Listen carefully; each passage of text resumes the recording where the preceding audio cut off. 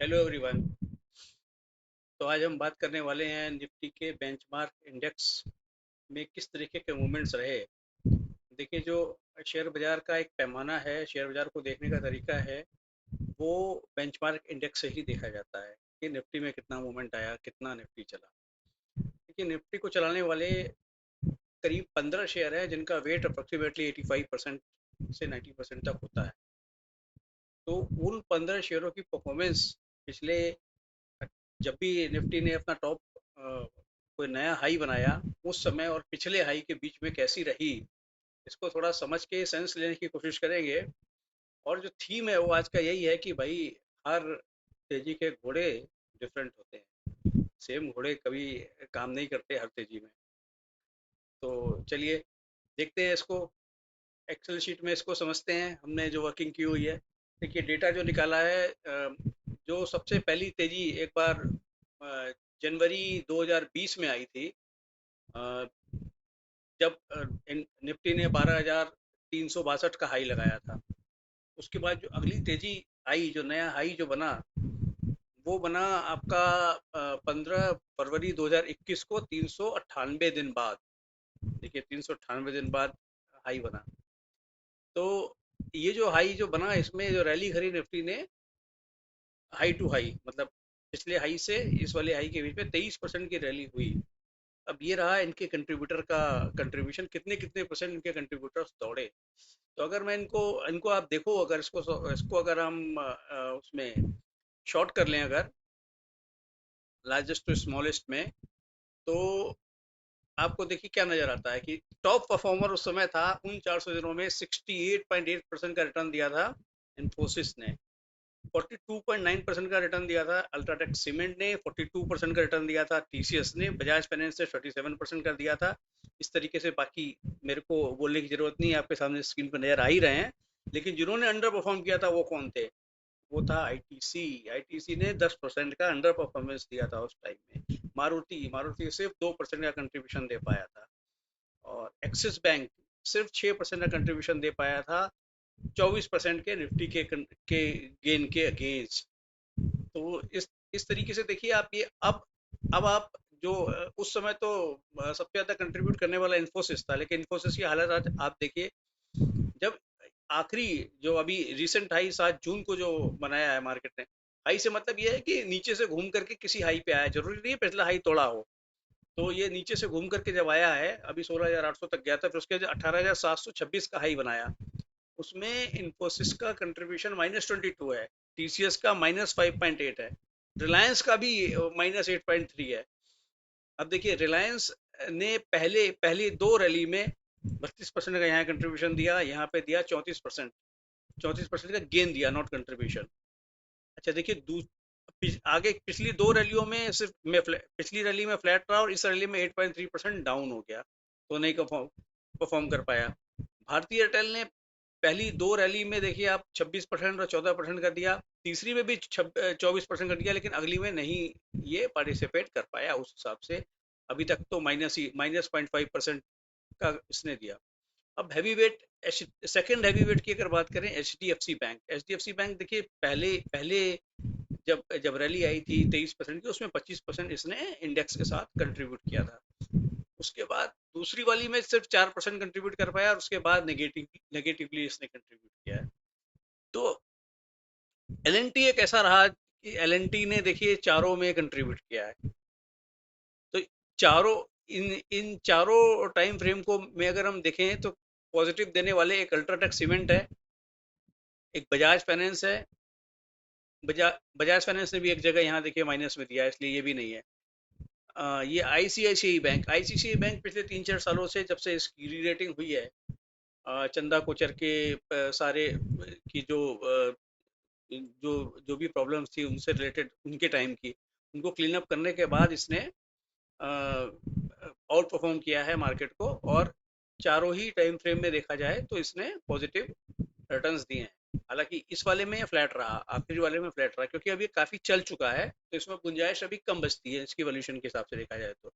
अब कोटक महिंद्रा बैंक तो देखिए, पहले बहुत अच्छा कंट्रीब्यूट करता था, लेकिन सिर्फ ये पहले टाइम फ्रेम में ही कंट्रीब्यूट कर पाया, उसके बाद से ये ठंडा पड़ा हुआ है, ओवर वैल्यूड मार्केट को लगा ये, और इसकी अब ये सही करेक्ट वैल्यूएशन की तरफ बढ़ रहा है। एल एन टी थोड़ा सा अंडर वैल्यूड होता था, और कुछ परफॉर्मेंस भी इनकी अच्छी आई, ऑर्डर बुक बढ़ी, सब कुछ हुआ, तो फिर ये अब कंट्रीब्यूट करने लगा है। आईटीसी को देखिए आप, आईटीसी ने पहले टाइम फ्रेम में तो नेगेटिव परफॉर्मेंस दी थी, लेकिन उसके बाद देखिए कंटिन्यूसली ये परफॉर्म करता ही जा रहा है।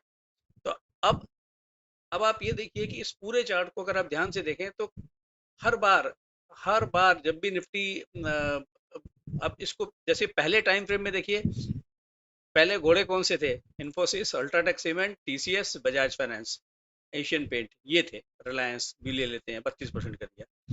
अब आ जाते हैं इस वाले दूसरे टाइम फ्रेम में, 246 डेज के टाइम फ्रेम में क्या हुआ? 246 डेज के टाइम फ्रेम में भी इन्फोसिस था, रिलायंस, बजाज फाइनेंस, एशियन पेंट, एल। अब इसमें एल नहीं था, लेकिन अब एल आ गया यहाँ पे। तीसरे वाले में देखिए, तीसरे वाले में कौन चले?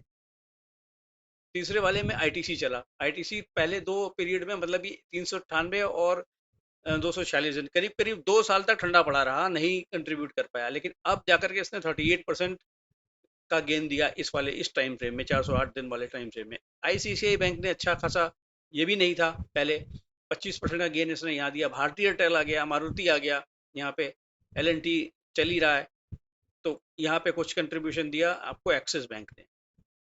तो अब ये देखिए, इस पीरियड में निफ्टी तो फ्लैट ही रहा, करीब करीब 1.8% गेन दिया, लेकिन ये सारे share Asian paint, Reliance, HDFC bank, HDFC, TCS, Kotak Mahindra bank, Infosys, Bajaj finance, इन सब ने नेगेटिव कंट्रीब्यूट किया। तो अब इस वाले पीरियड में भी एक बार ऐसे ही देख लेते हैं। देखिए इस वाले पीरियड में आईटीसी अगेन, इस वाले टाइम फ्रेम में भी आईटीसी रहा टॉप पे, और इसमें भी रहा टाइम, जो कि पहले नहीं हुआ करता था। UltraTech Cement and L N T भी पहले इतना कंट्रीब्यूट नहीं करता था, लेकिन यहाँ पे करने लगा ये, पिछले कुछ दिनों से, पिछले करीब 2 साल से अच्छे से कंट्रीब्यूट कर रहा है। मारुति फिर से दोबारा से ऊपर आया। तो इस तरीके से आप देखेंगे कि ये हर बार, हर रैली में, हर टॉप पे निफ्टी के जो कंट्रीब्यूटर्स हैं वो बदल जाते हैं। तो अच्छा, इसको एक बार अगर ओवरऑल भी देखें, तो ओवरऑल अगर हम इसको देखें तो किसने ज़्यादा कंट्रीब्यूट किया है, किसने ज़्यादा रिटर्न्स दिए हैं? कि आईटीसी और अल्ट्राटेक सीमेंट ने 82% के रिटर्न दिए हैं, भारतीय एयरटेल ने 80% रिटर्न दिए हैं, एशियन पेंट ने 77 के दिए। अब आप देखोगे ना, तो ये टॉप हैवी वेट में अभी आपसे रैंडमली पूछ लिया जाए कि किसने सबसे ज्यादा निफ्टी में कंट्रीब्यूट किया, तो शायद आप इनका नाम ही नहीं लोगे। आप नाम लोगे रिलायंस का लोगे, एचडीएफसी बैंक का लोगे, क्योंकि वही वही पुराने हैवी वेट है, इन्फोसिस और टीसीएस का लोगे, जो कि परफॉर्म करते आए हैं। लेकिन अब आप इस वाले टाइम फ्रेम में देखिए, लास्ट टाइम फ्रेम में इन्फोसिस और टीसीएस का तो बुरा हाल, इन्फोसिस, टीसीएस और रिलायंस, इन तीनों ने नेगेटिव परफॉर्मेंस दी है। निफ्टी तो लाइफ टाइम हाई की तरफ बढ़ रहा है, लेकिन ये उल्टे चल रहे हैं अभी। तो इस तरीके से जो क्योंकि निफ्टी के अंदर भी इस तरीके से स्विचिंग होती रहती है कि भाई पहले कोई टॉप परफॉर्मर होता है, बाद में कोई दूसरा हो जाता है, अगली बार कोई और होता है। तो इसी प्रकार से ये तो रही निफ्टी की बात, जो कि 50 शेयरों का एक बेंचमार्क इंडेक्स है, उसके 15 हैवी वेट्स को हमने लिया। जब इन 15 हैवी वेट्स में अगर ऐसा हो सकता है, तो बाकी पूरे मार्केट में क्या होता है? पूरे मार्केट में अगर आप देखेंगे तो हर बार ऐसा ही होता है, जब रैली आती है तो कुछ जो बड़े कंट्रीब्यूटर होते हैं उस रैली के, जिन्होंने काफी अच्छे रिटर्न दिए होते हैं, वो अगली रैली में बिल्कुल ठप पड़ जाते हैं, बिल्कुल शांत हो जाते हैं या नेगेटिव हो जाते हैं। तो ये ऐसा मार्केट में होता रहता है। इसलिए हमें मार्केट के इस एक्टिविटी के ऊपर भी पूरी नज़र होनी चाहिए कि जो आज चल रहा है, ज़रूरी नहीं है कि अगली रैली में वही पार्टिसिपेट करें। जैसे अभी के टाइम में अगर आप देखें, तो अब की बात करें तो Nifty almost life time high पे है। तो इस लाइफ टाइम हाई पे निफ्टी है, मार्केट लाइफ टाइम हाई पे है, तो बहुत सारे शेयर काफ़ी ज़्यादा चल चुके हैं। तो जो काफ़ी ज़्यादा चल चुके हैं, वहाँ पे देखना पड़ेगा कि वैल्यूएशन कंफर्ट कितना है। अगर वैल्यूएशन अगर क्योंकि जब रैली करता है बाजार, तो फिर जितनी करनी चाहिए उससे 20-25% फालतू ही करता है, और जब गिरता है तब भी ऐसा ही होता है, जितना गिरना चाहिए उससे 20% फालतू ही करता है। तो वो 20-25% फालतू चढ़ने वाली कैटेगरी में तो नहीं है वो शेयर्स। इन चीज़ों का ध्यान रखना पड़ेगा, क्योंकि अगर एक बार आप अगर आपके हाथ से मतलब आपने लिया हुआ है और आपने उसको अभी बेचा नहीं, तो हो सकता है दोबारा आपको बेचने का फिर वो वाला भाव ना मिले आपको अगली रैली में। आप ये सोच के बैठे रहना कोई बात नहीं नीचे ऊपर आ जाएगा, लेकिन नॉट नेसेसरी कि ऊपर आए, हो सकता है ना ही आए, पड़ा रहे। क्योंकि आप देखिए फॉर एग्जांपल बजाज फाइनेंस 8 साढ़े 8 हजार 9 हजार रुपए तक गया था, लेकिन आज 7 हजार पे स्ट्रगल कर रहा है, क्योंकि मार्केट तब भी लाइफ टाइम हाई पे था, आज भी लाइफ टाइम। इसका एक दूसरा भाई बजाज फिंसर्व 19 हजार का हुआ करता था, आज 14 हजार पे उसको कोई लेना नहीं चाह रहा है। 14 साढ़े 14, मतलब स्प्लिट हो गया तो 14 साढ़े 14 सौ का मिलता है वैसे, आप उस हिसाब से देखो तो 14,500 का हो गया। तो वो भी अपने पीक से 30% नीचे है, मार्केट पीक पे है लेकिन वो 30% नीचे है। तो बहुत ज़्यादा ध्यान रखने की ज़रूरत है कि ओवर वैल्यूड अगर कोई हो रहा है तो उसमें से निकलें और वेट करें, जहाँ पे वैल्यूएशन कंफर्ट हो वहीं एंट्री लें और वहीं पोजीशन अपनी रखें। ये अवेयरनेस बहुत ज़रूरी है। होप ये वीडियो आपके लिए इन्फॉर्मेटिव रही होगी। वीडियो देखने के लिए धन्यवाद। कोई कमेंट हो तो आप कमेंट बॉक्स में कर सकते हैं। Thank you very much.